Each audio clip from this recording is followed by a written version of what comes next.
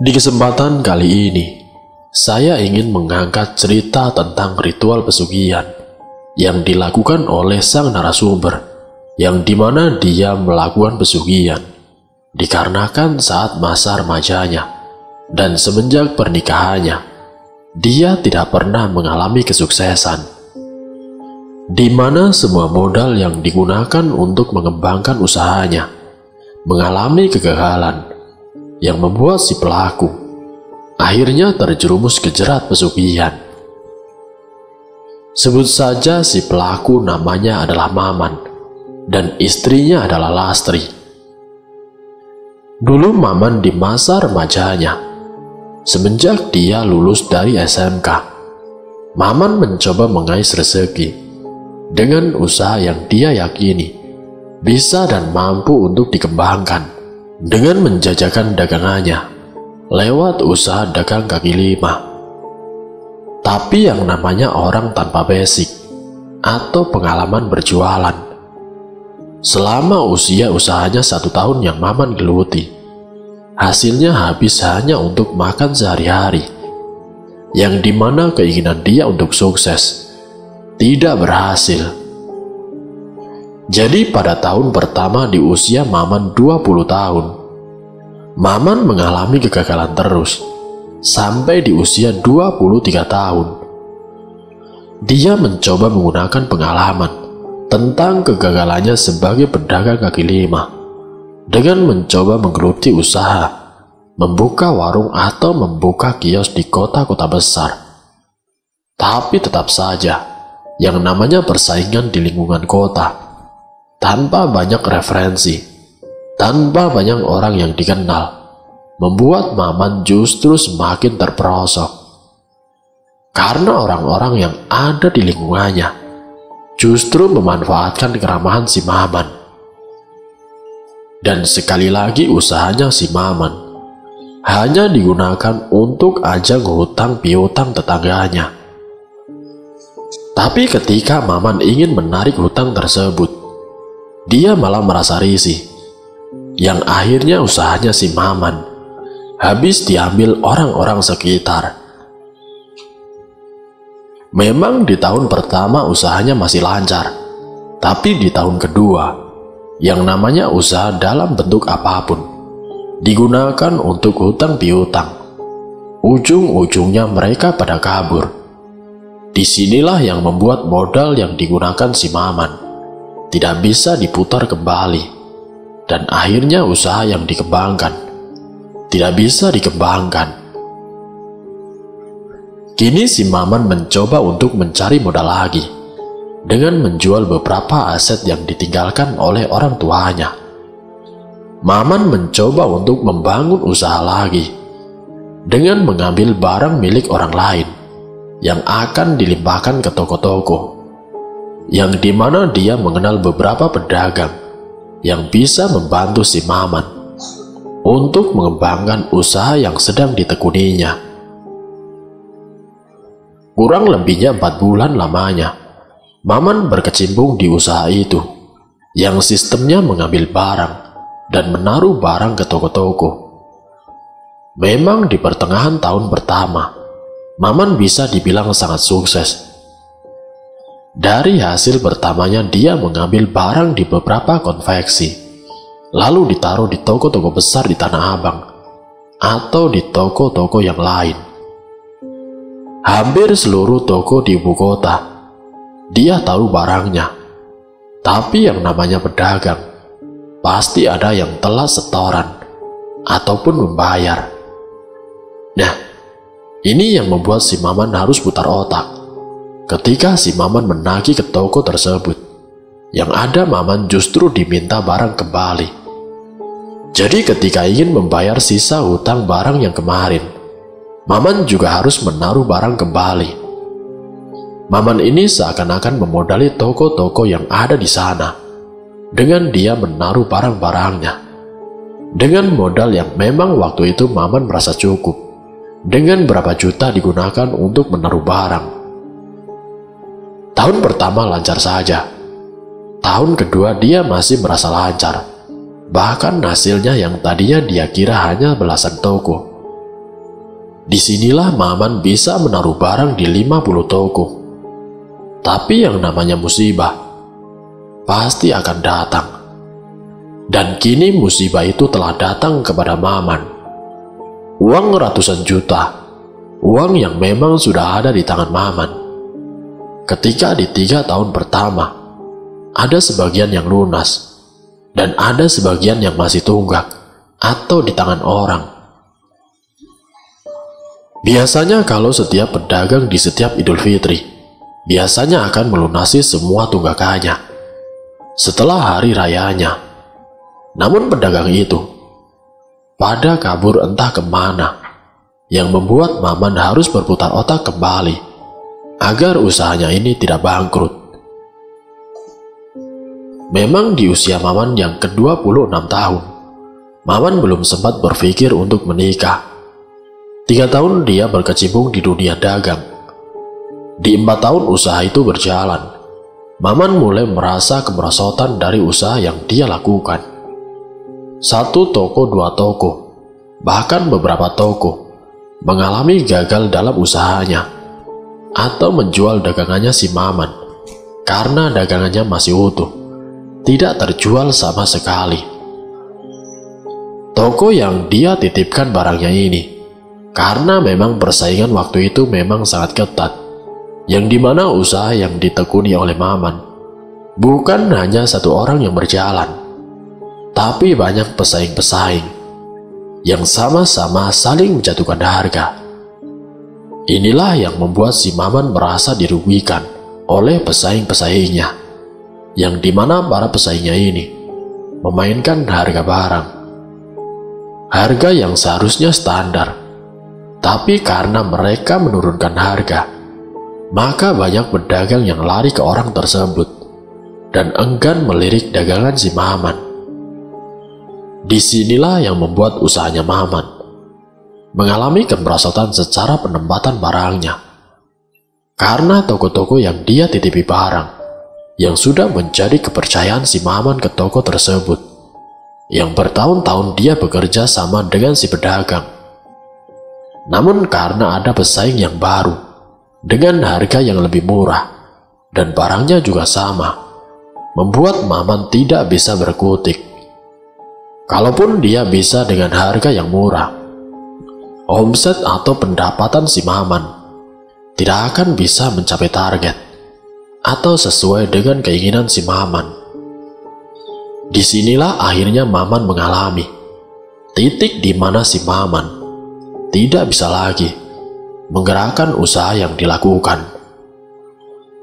Sementara tagihan yang seharusnya menjadi target untuk dia bisa mencapai tujuan, uang yang harusnya menjadi targetnya tidak keluar maksimal, hanya beberapa ratus ribu. Padahal Maman mempunyai puluhan toko. Bahkan Maman dikenal sebagai seorang bos di kampungnya. Maman yang memang hidup di kota kurang lebih 4 tahun. Maman memang sudah terbilang sukses. Maman dikenal sebagai bos di kampungnya. Dia pun sudah mengenal seorang wanita, yang memang wanita tersebut menjadi incaran banyak pria di kampungnya. Dari pihak calon mempelai wanita ini, yang memang dari kalangan orang berada, dan juga dikenal sebagai bunga desa di kampungnya. Karena si Maman memang dikenal sebagai orang yang sukses di bidang usahanya, orang tua dari calon istrinya Maman mendesak agar segera menikah, karena mertuanya yakin kalau si Maman bakal bisa ngebahagiain si Lastri, yaitu calon istrinya si Maman.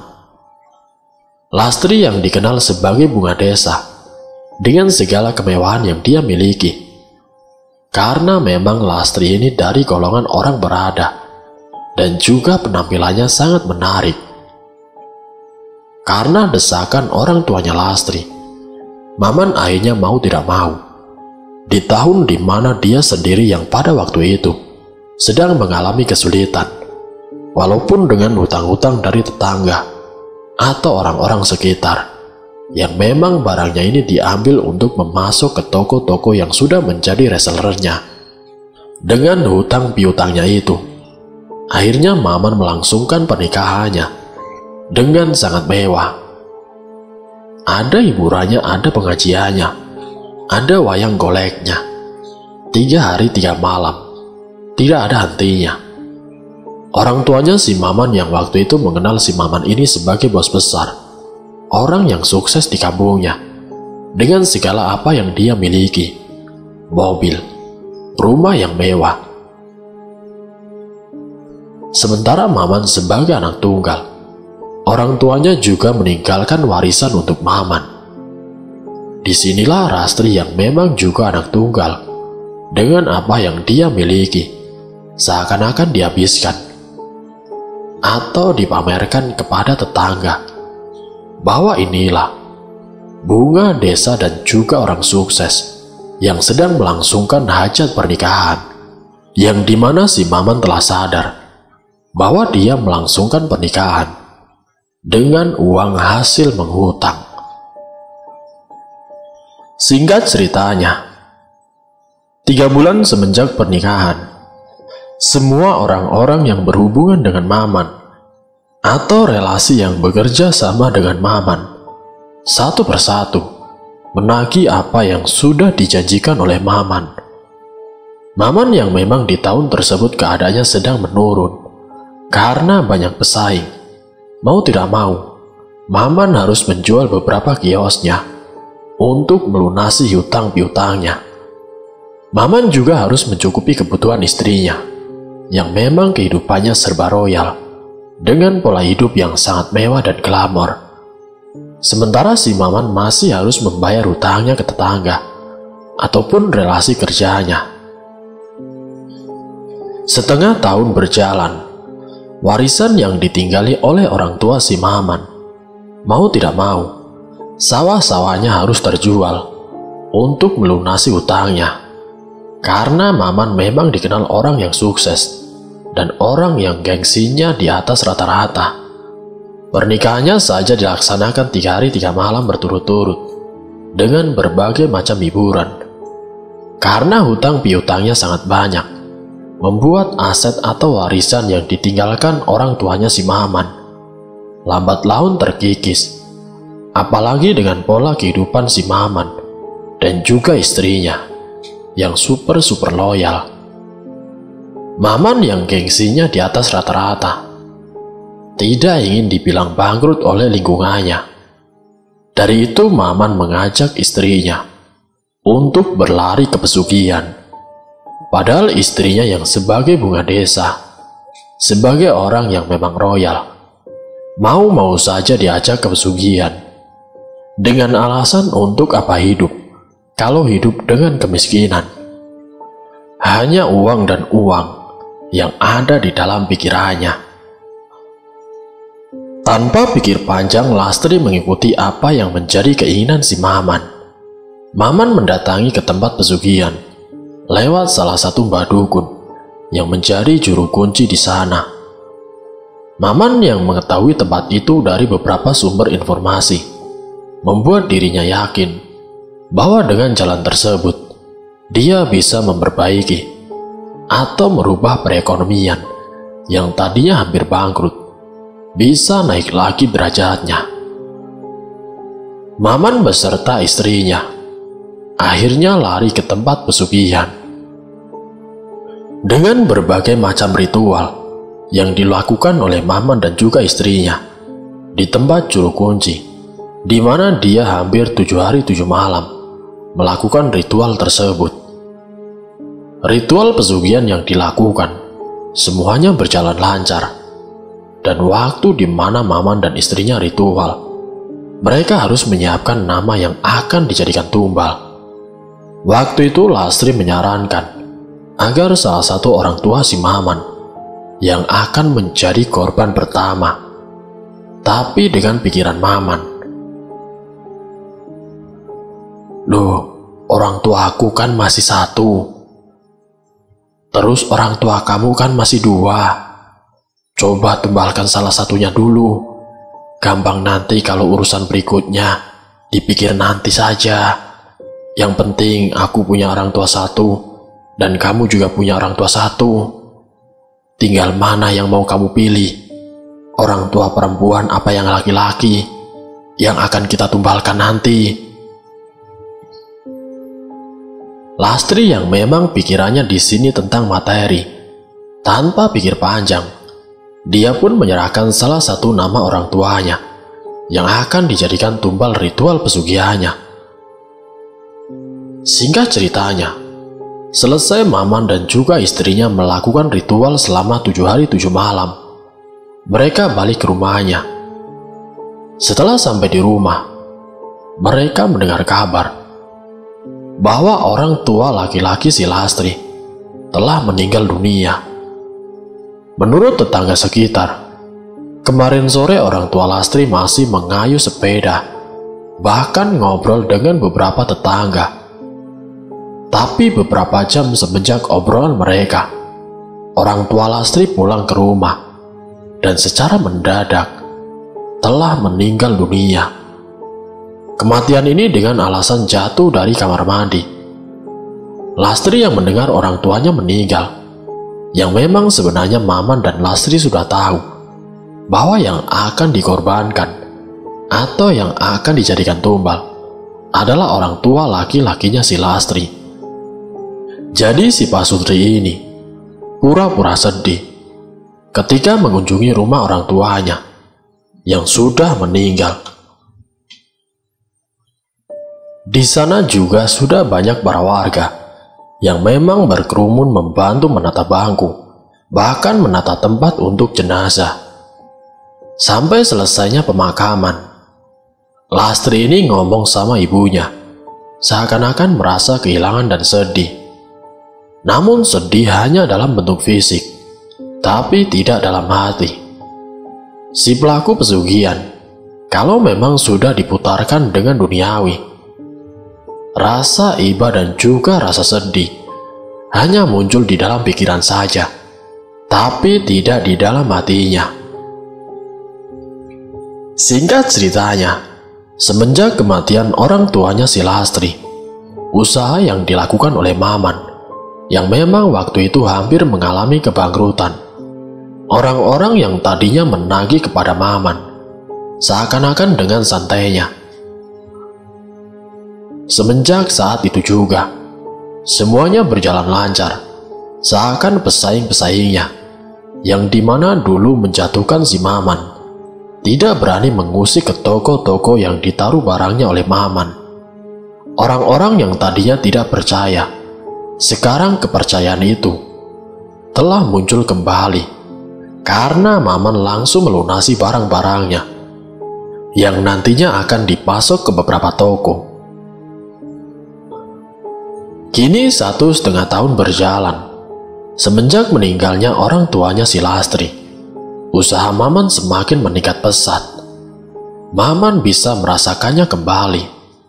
Mobil-mobil mewah dengan harga yang 500 miliar mampu dibeli. Bahkan bukan hanya 1, 2 sekaligus dia bisa membelinya. Bahkan untuk karyawannya yang memang berjumlah 5 orang, yang memang ditugaskan untuk mengantar barang-barang dan menarik setorannya. Semua karyawannya diberikan fasilitas, termasuk motor bahkan mobil yang digunakan untuk antar jemput barang. Tapi di tahun kedua, di mana usahanya melaju sangat pesat, yang namanya pesugihan, pasti akan ada penumbalan berikutnya. Di tahun kedua sesuai dengan arahan juru kunci, yang dimana dia melakukan ritual, dimana setiap tahunnya dia harus menyerahkan tumbal untuk sesembahannya. Ketika Maman dan Lastri datang kepada juru kunci, mereka menyerahkan nama karyawannya, tapi dari pihak juru kunci menolak, bahkan tidak menginginkan dari nama lain selain dari kerabat ataupun orang terdekat dari si Maman atau Lastri. Mereka pun kebingungan, harus siapa yang diserahkan terlebih dahulu, antara orang tuanya si Maman atau orang tuanya si Lastri. Di sini mereka berdua berdebat, dan yang akhirnya yang menjadi korban kedua dari pihak si Maman. Orang tua si Maman yang masih tersisa hanya yang perempuan, dan kini sekarang akan ditumbalkan oleh Maman, anak kandungnya sendiri. Bagaimanapun, yang namanya pesugihan tidak ada rasa belas kasihan ataupun rasa iba, dan orang tua kandungnya sendiri yang sudah membesarkan, bahkan mendidik sampai menjadi orang yang sukses. Walaupun Maman mengalami kebangkrutan, tapi setidaknya orang tuanya sudah mendidik menjadi orang yang hebat. Tapi kejamnya pesugihan tidak mengenal yang namanya belas kasih. Dan semenjak kematian orang tuanya si Maman, usahanya semakin melambung tinggi. Bahkan semua barang-barang yang ada di lingkungannya seakan-akan ingin setor kepada Maman. Sekarang Maman sudah tidak memperdulikan orang-orang yang ingin menjatuhkan. Sekarang Maman sudah mampu memegang seluruh orang agar percaya dengan dirinya. Sementara si Lastri yang kehidupannya sangat mewah, dengan kesibukannya setiap hari, berbagai macam acara arisan dihadirinya, yang tidak pernah memikirkan bagaimana Maman mendapatkan uang tersebut. Maman yang ingin memberhentikan istrinya agar tidak berlebihan, karena jin atau iblis yang membantu memperkaya dirinya dan juga istrinya. Uang yang dihasilkan itu hanya bisa digunakan untuk hiasan semata, tidak untuk kesenangan dirinya atau kebutuhan lahir batin si pelaku pesugihan. Tahun berikutnya kehidupan Maman dan juga si Lastri seakan-akan berubah secara drastis, karena iblis yang membantu menaikkan derajat Maman dan juga istrinya. Mereka tidak rela kalau uangnya digunakan untuk foya-foya. Dan di tahun berikutnya, tumbal yang diserahkan yaitu ibunya Lastri, orang tua yang memang mendidik dan membesarkan mereka, semua menjadi korban atas kejamnya atau sifat gengsi si Maman dan juga si Lastri.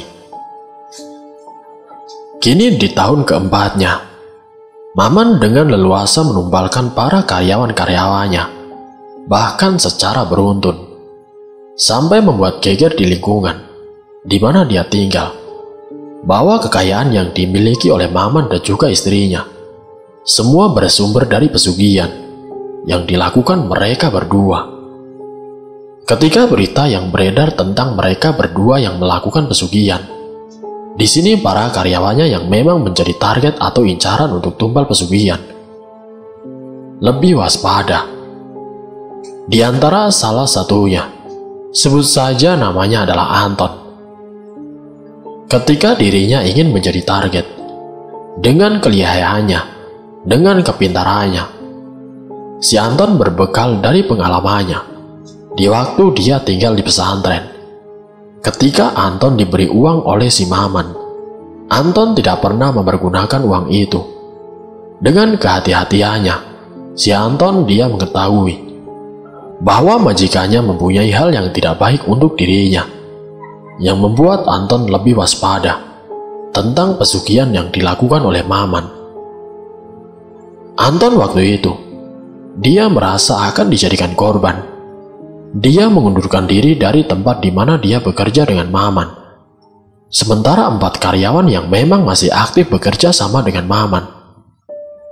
Di tahun ke-7 yang harusnya Maman menumbalkan si Anton, yang memang aslinya seorang santri, dengan berbagai keyakinannya, dengan berbagai amalan doa yang dipanjatkan kehadiran Allah Subhanahu wa Ta'ala, yang seharusnya Anton menjadi korban, justru berbalik arah menyerang si pelaku pesugihan, yaitu istrinya si Maman. Istrinya Maman yang seharusnya hidup nyaman, tenang, bahkan dengan segala kemewahan bisa dipamerkan ke seluruh lingkungan desanya. Tapi kenyataannya, dia sendiri yang menjadi tumbalnya. Maman ditinggalkan istrinya, yang memang sangat dibangga-banggakan karena kecantikannya. Kematian istrinya membuat Maman merasa sangat kehilangan. Di bulan pertama semenjak kematian istrinya, Maman yang memang dikenal orang kaya di lingkungan sekitarnya, Tapi kekayaannya membuat para tetangga merasa bahwa kekayaan yang dimiliki oleh Maman tidak sewajarnya. Kabar tentang kematian istrinya, tentang keluarganya, dan juga para karyawannya membuat Maman benar-benar diketahui kalau dirinya telah melakukan ritual pesugihan. Dan semenjak kematian istrinya pula, Maman selalu melamun, merenung, membuat Maman kelihatan seperti orang linglung ataupun depresi. Ketika di mana Maman terlihat seperti orang yang setengah tidak waras. Di sini para karyawan-karyawannya yang masih bekerja dengan Maman, mereka memanfaatkan keadaan si Maman. Orang-orang kepercayaannya si Maman memanfaatkan keadaan tersebut dan keadaan Maman yang tidak lagi membutuhkan kekayaan. Uang tersebut sering dikembalikan kepada karyawannya. Sebenarnya para karyawannya di sini tidak berani, tapi karena keadaan Maman yang depresi, mereka akhirnya memanfaatkan kesempatan tersebut. Semua hasilnya diambil alih oleh karyawan-karyawannya, yang membuat si Maman ditinggal oleh para karyawannya sendiri. Sementara si Maman sendiri tidak bisa mengurusi pekerjaannya lagi. Sekarang Maman mengalami gangguan mental. Sedangkan Anton yang mengetahui keadaan si Maman yang memprihatinkan, dia mendatangi si Maman. Anton melihat kondisi Maman yang memang gangguan mental. Dia menyarankan si Maman agar ikut dengannya ke pesantren dan menyesali semua perbuatannya, menyesali tentang ritualnya dan juga pesugihannya. Si Maman yang memang sudah melakukan persekutuan dengan iblis membuat dirinya sering bermimpi didatangi oleh iblis yang akan dijadikan tumbal, dan itu membuat Maman semakin depresi, bahkan terlihat seperti orang gila.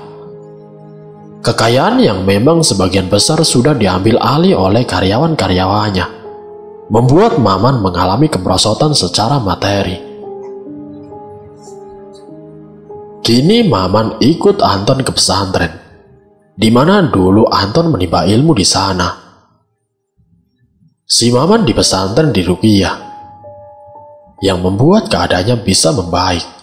Tapi karena memang kekayaan yang dihasilkan dari ritual pesugihan, di sini Maman disarankan oleh Pak Kiai agar tidak lagi memiliki harta tersebut.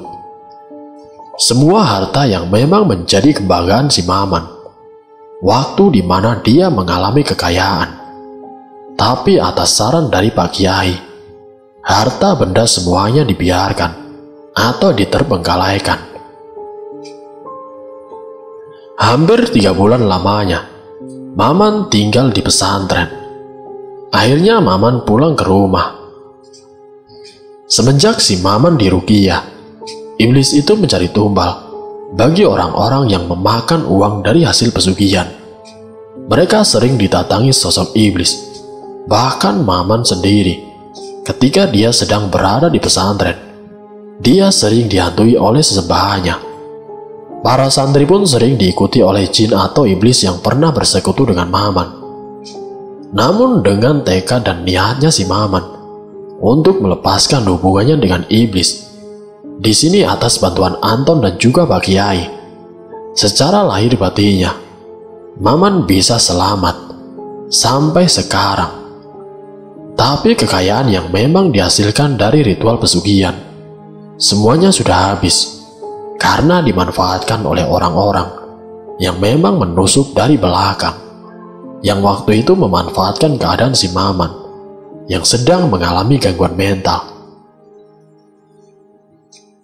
Selang beberapa tahun semenjak Maman tinggal di pesantren, Maman mendengar kabar bahwa mereka yang main di belakang saat Maman mengalami gangguan jiwa, mereka semua sudah menjadi korban lewat kekayaan di mana dia dapatkan dari ritual pesugihan. Jadi iblis tersebut tetap mencari orang-orang yang menggunakan harta tersebut, atau yang memang iblis ini merasa membantu orang tersebut. Iblis tetap memakan orang-orang yang menggunakan harta dari si pelaku ritual pesugihan.